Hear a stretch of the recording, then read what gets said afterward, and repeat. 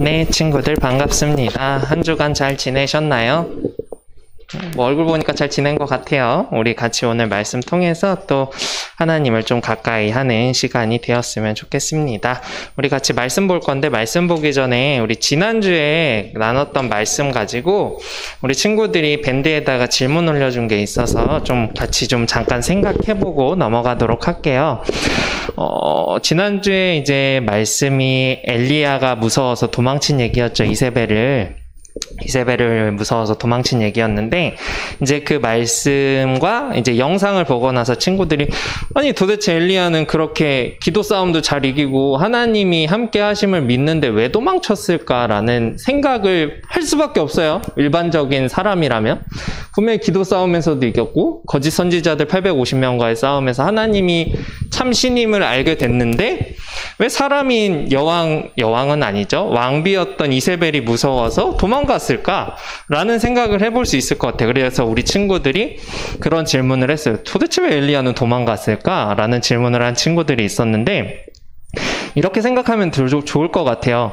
엘리야는 무서워서 도망간 게 아니에요. 이세벨이 무서워서 그래서 도망가려고 그런 게 아니라, 이제 무엇 때문에 도망갔냐면 백성들이랑 왕에게 실망해서 도망간 거예요. 이게 무슨 말이냐면, 본인이 이제 불을 내려서 본인이 이겼잖아요. 그 모습을 분명히 아합 왕과 그 거짓 선지자들을 죽였던 일반 백성들이 봤어요. 엘리야가 혼자 850명 다 죽이지 않았을 거 아니에요. 그 장면을 봤던 백성들이 죽였을 거 아니에요. 그 장면을 본 백성들이랑 왕이 어때요? 봤으면 깨닫고 변화돼야 되는데 어때요? 변화된 게 하나도 없었어요. 그냥 죽인 거예요. 맞다, 엘리야 말이 맞다 그러고 그냥 그 거짓 선지자들을 죽였을 뿐이지, 실제로 그들이 그 모습을 보고서 참신이라고 이야기는 했지만 그들이 믿을 생각은 없었던 거예요. 왕이 어때요? 그래서 아합 왕이, 그러면 그 자리에서 본인이 잘못한 것을 하나님께 내 죄를 회개합니다, 회개하고 돌아와야 되는데 어때요? 아합 왕이 어떻게 했어요? 이 장면 보고 왕인데 왕비한테 가서 이르죠. 거짓 선지자들 다 죽었다고, 우리 밑에 있던 선지자들 다 죽었다고 왕비한테 이르죠. 그랬더니 오히려 어때요? 왕이 군사를 데리고 가야 할 판인데 왕비가 어떻게 해요? 내가 그 엘리야를 죽이겠어 라고 막 하면서 막 노발대발하죠. 이 모습을 봤을 때 내가 만약에 엘리야면 어땠을까? 그 부분을 생각해 봐야죠. 아니, 분명히 내가 이렇게 기도해서 하나님이 참신인 거를 봤고, 왕도 봤고, 백성들도 봤는데 도대체가 이 사람들 말이 통하질 않네? 실제로 본 것도 안 믿네? 이러면 난 뭐 어떻게 해야 돼? 하나님이 계심을 보여줬는데도 안 믿어. 그러니까 그게 답답하고 속이 상했던 거예요. 그래서 그 자리를 떠난 거예요. 그래서 그거예요. 결국은 불이 떨어지면 뭐라나, 하나님께서 기적을 보여주시면 뭐라나, 하나님의 응답을 보고서도 왕도 안 바뀌고 백성들도 안 바뀌는데 내가 아무리 백날 계속해서 이런 기적을 보여준다고 하더라도 이들이 내 말을 믿을까? 내가 이 나라에 있는 게 맞을까? 라는 생각 때문에 그 자리를 피한 거예요. 그렇게 생각하면은 됩니다. 그래서 이러한 모습들이 너무 싫었던 거예요. 말씀 하나만 찾아볼게요. 그러고 말씀을 좀 맺을 건데, 우리가 오늘 열왕기 하를 찾았잖아요. 지난주 말씀인데 열왕기 상으로 한번 가볼까요? 하 앞에 상이 있는데 열왕기상 19장 한번 가볼까요? 목사님이 지금까지 이야기했던 것을 이제 세 글자로 정리를 끝낼게요. 19장 3절 펴보세요. 열왕기상 19장 3절 폈나요? 폈으면 호영이가 혼자 한번 읽어볼까요? 19장 3절을 큰 목소리로 읽어주세요. 그가 이 형편을 보고 일어나 자기의 생명을 위해 무거워하여 이스라엘 출산 브엘세바에 이르러 앞에 보면은 그가, 그 다음에 뭐예요? 이 형편. 자, 이 세 글자로 끝낼게요. 이 형편. 이 형편이 목사님이 지금까지 열심히 설명했던 그 형편이에요. 왕이랑 백성들이 봐도 믿지 않는 이 형편을 보고 어이가 없어서 떠난 거예요. 이해했죠? 네, 그 말씀에 대한 해답을 풀었습니다. 이제 오늘 말씀을 좀 들어가 보도록 하겠습니다. 오늘 말씀의 제목 한번 같이 읽어볼까요? 읽어봅시다. 시작. 하나님이 나아만을 고쳐주셨어요. 우리가 계속해서 열왕기 상하에 대한 이야기를 하고 있는데 우리가 지난번에 영상을 통해서 봤죠. 열왕기에 대한 것이 무엇인지, 왕들에 대한 기록, 열 왕들에 대한 기록을 담고 있는 게 열왕기다. 기록했다는 기자예요. 그래서 우리도 조선 왕조실록 이런 것들이 있죠. 그래서 왕들의 행적이나 기록들을 기록해 놓은 거예요. 그러니까 역사에 대한 역사 기록. 그래서 역사서라고도 이야기를 할 수도 있을 것 같아요. 그래서 이 내용에서 이제 나아만이라는 사람이 하나님께서 고쳐주셔서 고침을 받는 내용을 오늘 좀 살펴보려고 하는데 이 내용도 한번 집중해서 살펴보면 좋을 것 같습니다. 우리가 그냥 나아만이 있었어요. 나아만은 아람 지역에 있었고요. 이런 얘기 하면은 무슨 얘기인지 못 알아들으니까 지도를 준비했어요. 넘겨주시면요. 자, 아람이라는 곳이 살짝 잘리는구나. 아람이라는 곳이 지금 오늘날의 시리아예요. 시리아라는 나라 이름 들어봤죠? 한 번쯤은 들어봤을 거예요. 좋은 의미로 들어보진 못했을 거고 시리아에 또 내전이 발생했다, 전쟁한다, 이런 얘기를 좀 들어봤을 거예요. 우리나라랑 축구 같은 것도 가끔 해요. 같은 아시아 계열이라서. 어쨌든 시리아라는 나라가 당시에는 아람이라는 제목으로 불려졌어요. 아람이라는 나라였어요. 시리아가 아람인데 이 아람은 다메섹이에요. 그래서 다메섹 하면 우리가 떠올라야 되는 게 한 가지 사건이 있는데 무슨 사건이 있을까요? 다메섹 하면 떠오르는 신약의 인물 200달란트를 줄까요? 다메섹 신약 이 사람 무조건 떠올라야 돼. 다메섹 하면 떠오르는 호영이 생각나는 사람 있어요? 사울? 맞아요. 200달란트 주세요, 선생님 꼭. 사울. 우리가 생각하는 그 바울. 바울이 떠올라야 돼요. 왜냐하면 바울이 이 다메섹이라는 곳에 예수님 믿는 사람들 다 잡아서 감옥에 보내고 죽이려고 찾아갔다가 다메섹에 있는 길에서 예수님의 음성을 들어요. 그래서 다메섹이 유명한 곳인데 이 다메섹은 당시에 이제 아람의 수도였어요. 그래서 다메섹이라는 곳이 여기 있어요. 다메라고 지금 잘렸는데 그래서 여기 있는데 여기가 아람이라는 나라인데 아람이라는 나라의 지역적 위치를 보니까 어때요? 북이스라엘이랑 가깝죠? 적국과 적국이 가까우면 어떨까? 전쟁 나죠. 열심히 싸우겠죠. 그러니까 항상 북이스라엘과 아람은 전쟁이 많은 나라였어요. 그래서 둘이 항상 티격태격 싸우고 있었는데 이 나아만이라는 사람은 이 아람이라는 나라의 장군이었어요. 다음 넘겨주시겠어요? 군대 장관이라고 돼 있죠. 오늘날로 말하면 총사령관이에요. 별이 몇 개일까? 3개? 3개가 총사령관인가? 목사님 군대 갔다 왔는데 헷갈리네. 3개인 것 같아요. 총사령관. 하나는 이제 군단. 하나는 사단. 2개는 군단. 3개는 이제 총장, 사령관, 이렇게 이야기를 하나? 아마 4개가 대통령일걸요?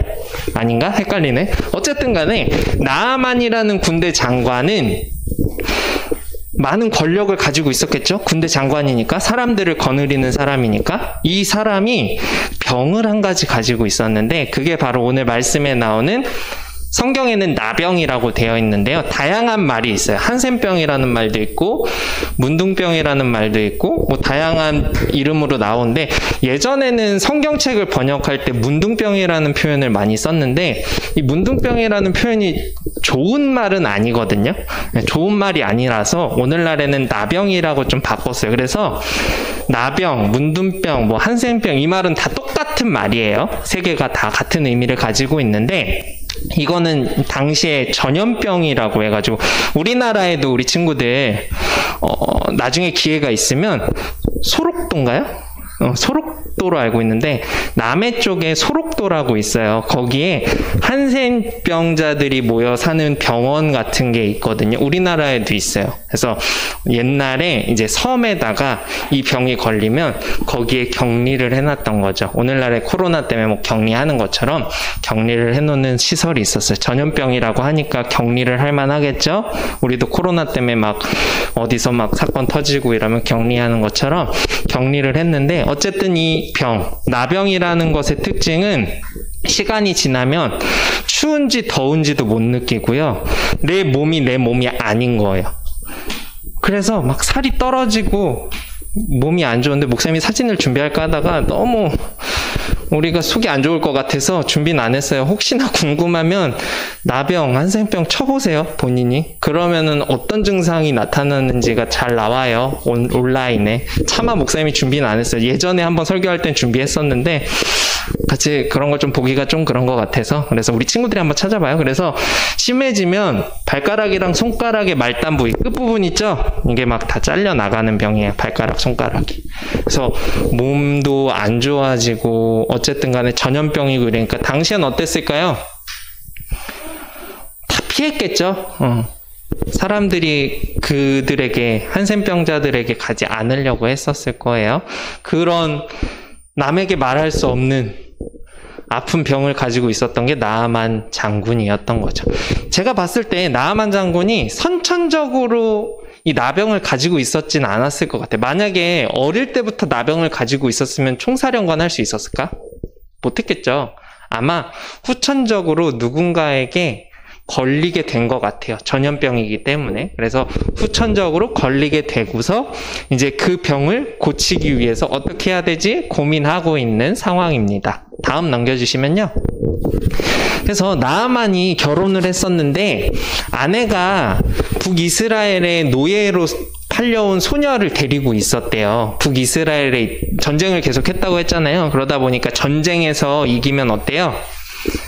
그 지역에 있는 사람들을 다 잡아가죠? 포로로. 어떻게 해요? 자신들의 소일거리를 하는 노예로서 쓰겠죠? 당시에는 그랬어요. 뭐 오늘날에는 그렇지 않지만. 그래서 그 소녀, 잡혀온 소녀한테 나아만이 병이 있는 걸 뭐 이야기를 했나 봐요. 그랬더니 소녀가 나아만의 아내한테 엘리사를 찾아가면 그 병 고칠 수 있어 라고 이야기를 했어요. 우리가 생각해야 될 게 아까 열왕기 상에서 엘리야 얘기를 했잖아요. 엘리사래요. 동일 인물은 아니고요.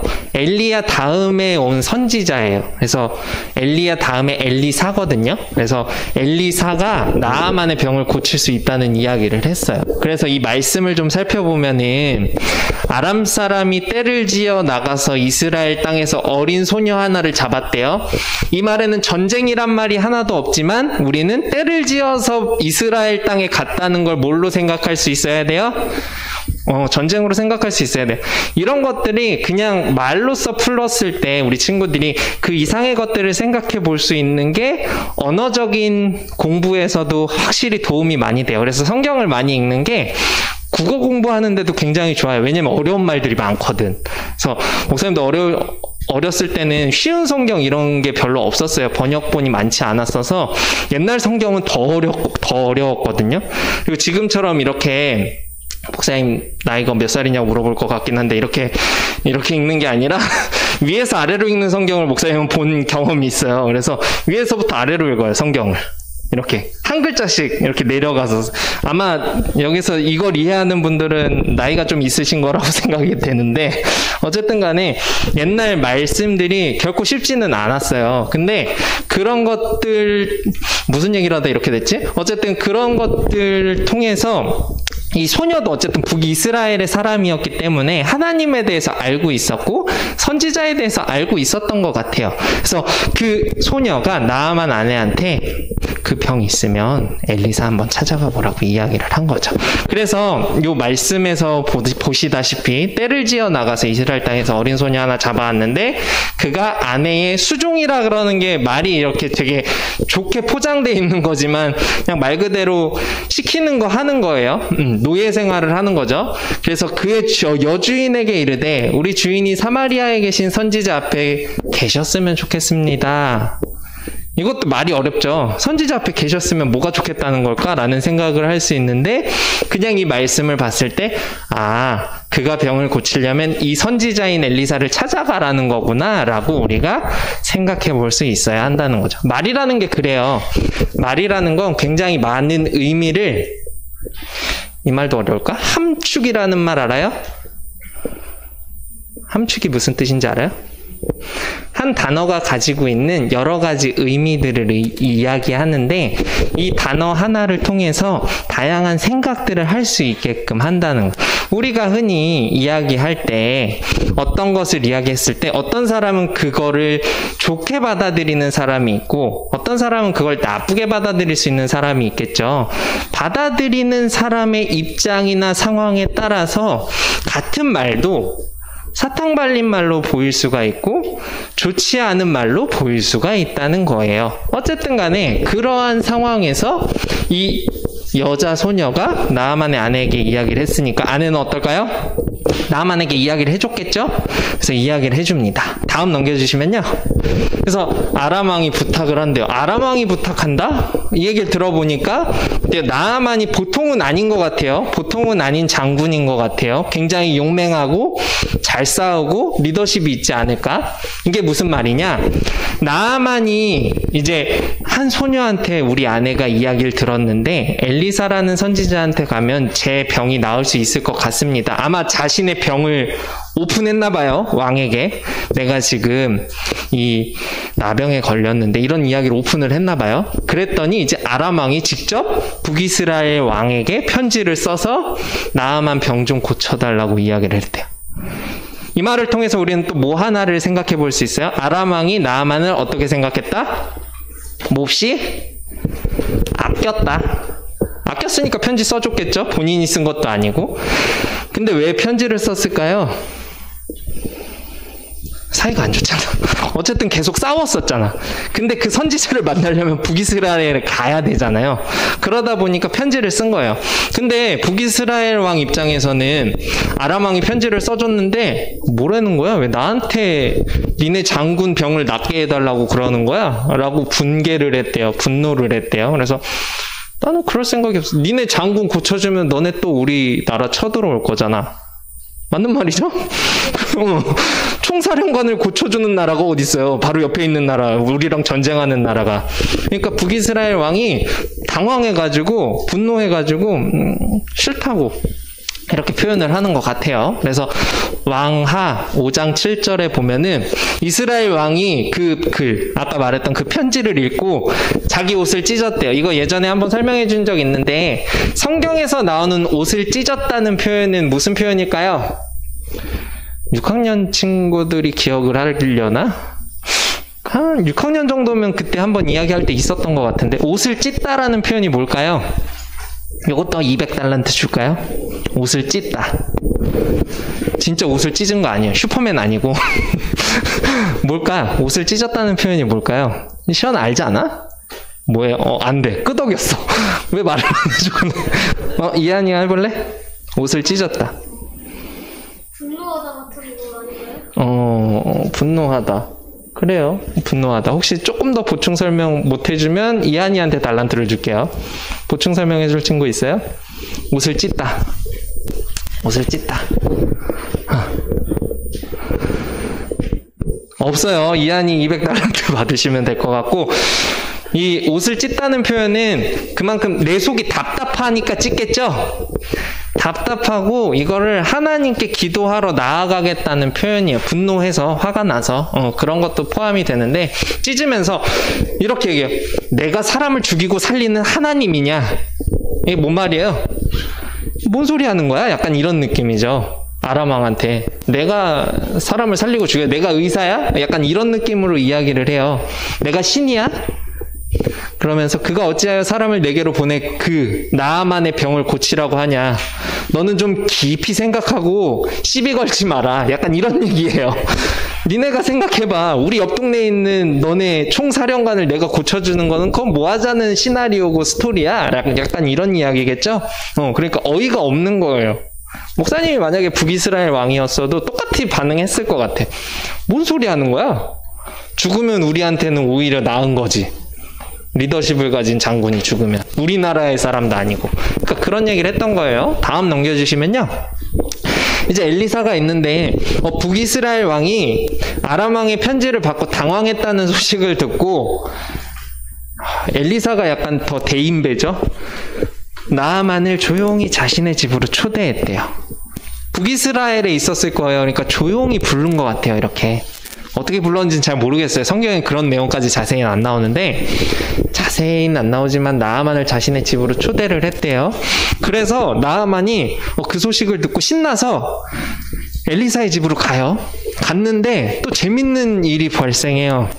나아만 입장에선 재밌는 일은 아닌데, 그냥 목사님이 봤을 땐 재밌는 일인데, 가면 뭐 해줄 거라고 생각했을까? 나아만이 기도를 해주든지, 그 부위를 만져주면서 안타까워 해준다든지, 막 뭔가 보호해준다든지, 이렇게 해줄 줄 알았더니, 집 앞에 가서 문을 두들기는데, 안 만나죠. 안 만나줘요. 문을 두들기는데, 안 나와. 그러면서 문 밖으로 나오지 않고 자신의, 이제 엘리사가 데리고 있던 자신의 심부름꾼을 보내서 그 심부름꾼한테 나아만한테 이야기하라고 해요. 저기 우리 동네에 요단강이라고 있는데 거기 가서 너의 몸을 7번 씻어. 이거를 엘리사가 직접 얘기한 것도 아니고 심부름꾼이 와서 나아만한테 얘기했어요. 자, 여기서 나아만이다, 내가 나아만이다 라고 생각했을 때 나아만은 어떻게 생각할까?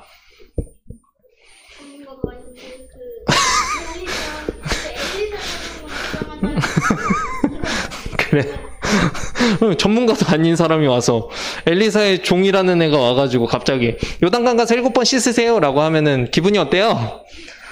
나 총사령관이야. 나 군대 있고 너네 확 내가 다 죽일 수 있어. 약간 이런 느낌 들지 않았을까? 아마 울컥했을 거예요. 화가 없는 사람도 화가 났을 거예요. 분명히 초대해서 갔는데 만나주지도 않았잖아요. 그러면서 이런 얘기를 하니까 아마 많은 생각이 들었을 거예요. 그래서 이제 나아만이 분노합니다. 그 이야기가 다음 이야기에 나오는데 넘겨주시면요. 화가 났어요. 그래서 화가 난 나아만이 이렇게 이야기를 해요. 한번 같이 읽어볼까요? 이 말씀이 좀 중요해요. 같이 읽어봅시다. 시작. 다메섹강 아나바 이스라엘 모든 강물보다 낫지 아니하냐? 내가 거기서 몸을 씻으면 깨끗하게 되지 아니하랴 하고 몸을 돌려 분노하여 떠나니 그의 종들이 나와 말하여 이르되 내 아버지여 선지자가 당신에게 큰 일을 행하라 말하였다면 행하지 아니하였으리이까 하물며 당신에게 이르기를 씻어 깨끗하게 하라 함이니까 하니 라고 돼 있죠. 자, 이제 다메섹이 어느 나라에 있는지 우리 친구들 알죠? 다메섹은 어느 나라에 있어요? 북이스라엘에 있어요? 아람에 있어요? 뭐라는 거야? 아까 아람의 수도가 어디라 그랬어요? 다메섹. 지금 제 설교를 똑바로 듣고 있는 거 맞죠? 다메섹. 아까 그 다메섹, 아람에 있는 다메섹. 다메섹. 그러니까 이 말이 뭐냐면 우리나라에도 좋은 강 많아. 깨끗한 강 많아. 요단강보다 깨끗해. 라고 이야기를 하는 거예요. 우리나라에도 깨끗한 강 봤는데 뭐 굳이 요단강까지 와서 내가 남의 나라까지 와서 씻어야 돼? 라고 이야기를 하는 거예요. 그렇잖아요. 씻을 필요 없잖아. 내가 굳이 먼 나라까지 와서. 같은 강인데. 그래서 목사님이 만져서 꺼졌나 봐요. 돌아와라. 안 돌아오네요. 어쨌든 나는 우리나라에 더 깨끗한 강 많아요. 아까 그 사진 봤어요? 강 색깔이 어때요? 그래요? 약간 흑빛이죠? 요단강이 상류층의 물은 깨끗한데 내려가면 내려갈수록 되게 흑빛, 잿빛, 우리 지금 바닥에 있는 요런 느낌의 색깔의 강이에요. 그러니까 그런 얘기를 한 거예요. 우리나라 강도 깨끗한 강 많은데 굳이 그 더러운 요단강 가서 씻어야 돼? 약간 이런 느낌으로 이야기를 했는데 분노하면서 집에 가려고 그러죠. 그러니까 나아만의 종들이 그래도 선지자가 그렇게 이야기했는데 한번 해보시죠 라고 이야기를 한 거예요. 그래서 그 이야기에 나아만이 요단강에 가서 몸을 7번 씻습니다. 씻으면서 어떤 생각을 했을까?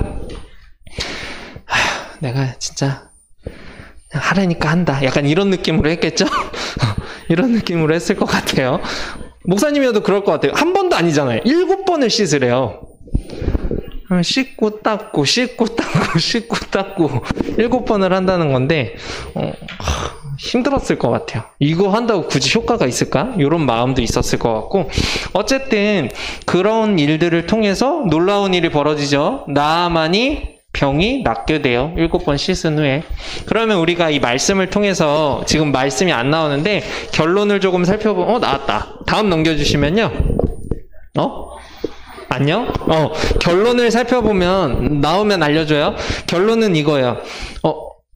순종하면 병이 낫는다. 라고 생각할 수 있죠. 순종하면 낫더라. 근데 그게 결론이 아니에요. 순종해서 낫는다는 게 아니라 여기서는 결국은 모든 환자가 병고침을 받는 게 아닌 것을 의미해요. 우리가 나 아파요. 기도하면 다 나을까? 이걸 생각해 봐야 돼요. 이걸 생각해 봐야 돼요. 기도해서 모든 병이 다 나을까요? 그러면 지금 죽는 사람 없이 다 잘 살겠죠. 우리 할머니, 할아버지, 살아계신 분들도 있을 거고, 우리 친구들 할머니, 할아버지 돌아가신 분들도 있을 텐데, 내가 간절히 기도했더니 우리 할머니가, 우리 할아버지가 나보다 오래 살더라. 가능할까? 현실적으로? 그러니까 사람마다 살 수 있는 선은 정해져 있어요. 누가 먼저 갈지 우린 아무도 모르죠. 여기 있는 사람 중에 누가 먼저 죽을까요? 라고 질문을 했을 때 목사님 그게 질문이에요? 라고 할 수도 있지만 사람은 누구나 다 죽잖아요. 그리고 죽는 방법도 다 똑같지 않아요. 어때요? 어떤 사람은 감사합니다. 어떤 사람은 육체적인 질병으로 인해 죽고 어떤 사람은 교통사고로 죽고 어떤 사람은 갑자기 길 가다가 갑자기 몸이 안 좋아져서 쓰러져서 죽기도 하고 사람마다 죽는 방식은 다 달라요. 내가 어떻게 죽을지 우리는 아무도 모르죠. 그쵸? 내가 죽음을 경험해보진 않았으니까. 어쨌든 간에 이 죽게 된다는 것은 우리가 창세기를 통해서도 알 수 있지만 원래 하나님께서 천지를 창조하시고 아담과 하와를 빚으셨을 때는 죽음이라는 개념이 없었어요. 천년 만년 살 수 있었던? 그래서 아담과 하와 시대의 사람들의 수명을 보면 막 980세, 막 900세, 기본 600살 이상 살고 막 이러거든요.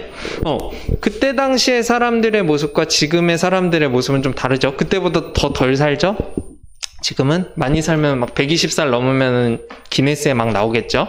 어쨌든 우리 속에 죄라는 것이 들어오면서 사람은 무한한 삶이 유한한 삶으로 바뀌었어요. 이 말의 뜻은 뭐냐면 우리는 죄 때문에 죽음이라는 것과 우리 안에 육체적인 질병들이 들어오게 되었다는 거예요. 그래서 이것에 대한 치유는 우리가 어느 정도는 할 수 있을지 몰라요. 막 누군가 암이 발견됐어. 감기가 걸렸어. 기도를 했어. 나았어. 하나님의 은혜야 라고 이야기할 수 있어요. 근데 감기가 걸렸어. 암이 걸렸어. 죽게 되었어. 그랬을 때 우리가 하나님의 은혜라고 해요? 죽게 된 것도? 그런 얘기는 잘 안 하죠? 왜 그럴까? 이 세상에서 어쨌든 다시 볼 수 없는 안타까운 마음 때문이겠죠. 그래서 오늘 말씀은 순종하면 병이 나아요. 그러니까 하나님께 순종하세요 라고 그냥 간단하게 말할 수도 있지만 초등부 정도 됐으면 그냥 이렇게 설교하면 안 돼요. 우리 친구들도 그렇게 받아들이면 안 돼요. 순종하더라도 하나님께서 이루어 주실 수도 있고 안 이루어 주실 수도 있어요. 이 말씀이 나아만이 7번을 담궜어도 이루어지지 않았을 수도 있다는 거예요. 우리는 그걸 생각해 봐야 돼요. 무조건적으로 그러면 이루어질 거야 라는 것은 우리 안에 믿음이 있다는 걸 이야기하지만 그런 것들이 우리 안에 없다면 그건 믿음이 아니라 뭐예요? 그냥 해보는 거거든요. 되면 좋고 병이 나으면 좋고 안 나으면 그런가 보다 하는 거예요.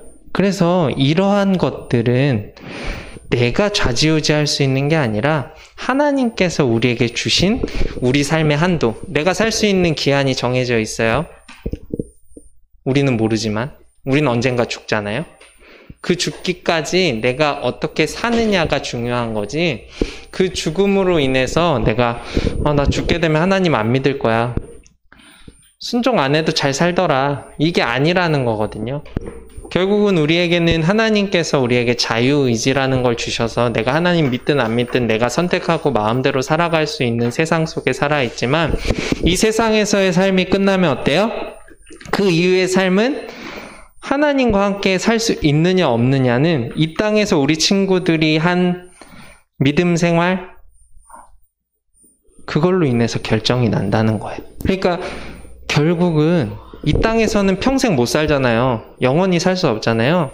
이 땅에서의 죽음 후에 우리가 육체적인 모습에서 벗어나서 이제 하나님 앞에 섰을 때 그 영적인 모습으로서 영생을 가지고 살 수 있느냐 없느냐의 문제인 거예요.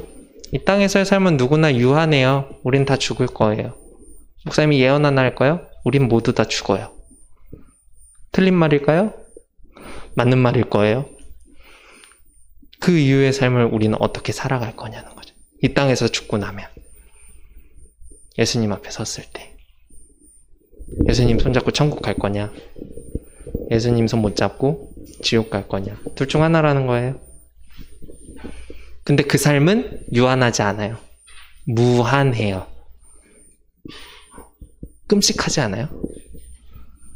무한한 삶이 지옥으로 간다면 우리는 천국에 가기 위해서 우리의 죄를 고백하면서 만약에 하나님께서 우리에게 우리의 병을 고쳐주시지 않더라도 뭐뭐 하더라도 그렇더라도 그렇지만 그럼에도 불구하고 이런 말들이 왜 있을까? 앞과 뒤가 다르다는 거거든요. 글을 읽다 보면 그러나 나오면 뭐예요? 행복했습니다. 그러나 하면 뭐예요? 이제 그 다음에 무슨 이야기가 펼쳐진다는 거예요? 이제 안 좋은 이야기가 펼쳐진다는 거겠죠? 몸이 안 좋고 약했습니다. 그러나 하면 이제 그 이후에 무슨 이야기가 펼쳐져요?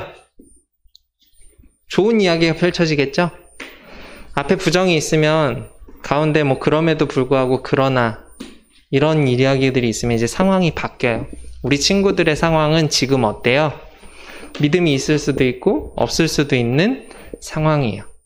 그러나 목사님이 바라는 것은 우리 친구들이 순종을 하여 병이 낫는 게 아니라 하나님께 예배 온전히 드리고 말씀을 듣고 스스로 기도하면서 하나님과 더 친밀한 관계를 가질 수 있게 되어서 이 땅에서의 삶이 끝났을 때 우리 친구들이 하나님 앞에 서서 부끄러움이 없으면 좋겠다. 그런 거죠. 하나님을 믿는 사람이면 누구나 죽고 나면 하나님 앞에 서겠지라는 생각하지 않나? 그렇지 않을까요? 그래서 그 얘기를 하는 거예요. 그래서 결국은 우리의 죽음은 이 땅에서 죽음은 이 땅에서의 모든 삶은 끝나는 거지만 또한 그러나 새로운 시작이다.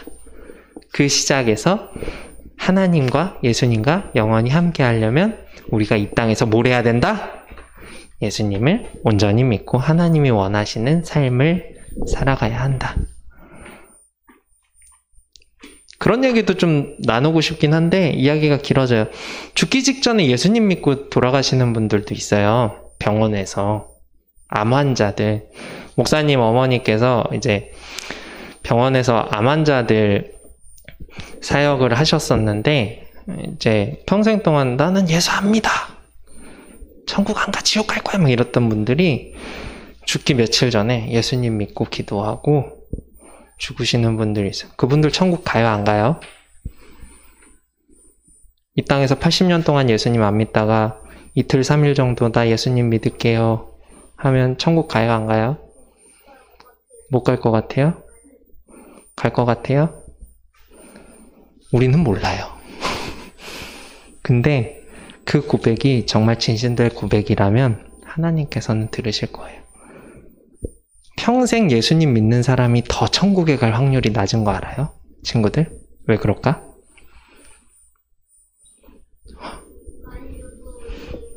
알면서도 짓는 죄들이 더 많아지니까.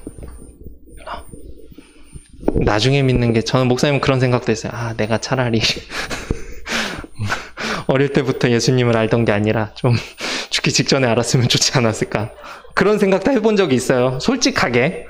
왜냐하면 그게 더 예수님께 나아가기는 부끄럽지 않고 가까운 길이 아닐까라는 생각이 들어서. 왜냐하면 지금 삶 속에서도 목사님도 본의 아니게 짓는 죄들이 있으니까 믿고 있는데 죄 짓는 게 더 답답하거든요. 우리 선생님들 공감하는 부분이 분명히 있을 텐데 믿다 보니까 어떤 부분에 대해서 이거 죄라고 생각하는데 하면서도 찝찝하고 그런 거 많거든요. 살다 보면. 차라리 젊을 때 그냥 막 살다가 나중에 믿는 게 좋지 않을까? 목사님도 그런 생각을 해봤어요. 어쨌든 근데 그런 게 좋지 않다는 거죠. 우리 친구들이 그걸 잘 생각하고 오늘 말씀을 잘 기억하면서 순종은 다른 게 아니에요. 다른 사람이 하는 거 따라하는 게 아니라 내가 하나님과 잘 교제하고 대화하고 말씀 잘 듣고 기도하는 거니까요.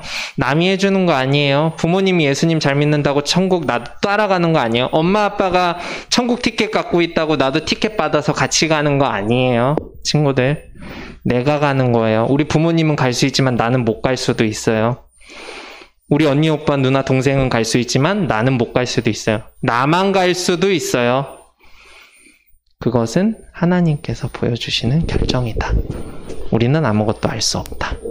그 사실을 잊지 말고 우리 친구들이 올 한 해 하나님과 좀 더 가까이 했으면 좋겠고 예수님을 믿는 믿음이 더 커졌으면 좋겠어요. 시간은 중요하지 않아요. 얼마나 진실되게 하나님 앞에 가까이 나아가느냐. 나는 태어날 때부터 모태신앙이라서 교회 열심히 다녔어요. 하나도 쓰잘데기 없어요. 다녔는데 그래서 네 믿음이 어떠냐? 그게 내가 오래 믿은 것보다 내가 얼마나 더 간절하게 믿었냐가 중요하다는 사실을 우리 친구들은 잊지 마시기 바랍니다. 기도할게요. 사랑과 은혜가 풍성하신 하나님 감사합니다. 오늘 말씀을 통해서 우리가 순종에 대해서 다시금 생각해 보게 됩니다.